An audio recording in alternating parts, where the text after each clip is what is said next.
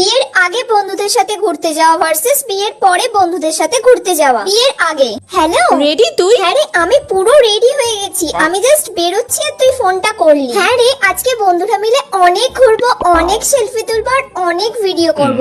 কতদিন পর বেরোচ্ছি বল সব বন্ধুরা মিলে, আজকে তো মজা করতেই হবে। এই লাইফেই তো এনজয় করব বল, না হলে আর কবে করব। চল তোরা বেরো, আমরা বেরোচ্ছি। বিয়ের পরে সুমিতা আবার ফোন করছে। হ্যালো কিরে তুই যাচ্ছিস তো তাহলে আজকে আমাদের সাথে? না রে, হবে না আজকে আমার। কেন? আরে ওর অফিস আছে জানিস তো, সকালবেলায় অফিসে বেরিয়ে যাবে, তাই সব রান্না বান্না করে গুছিয়ে টিফিন গুছিয়ে দিতে হবে।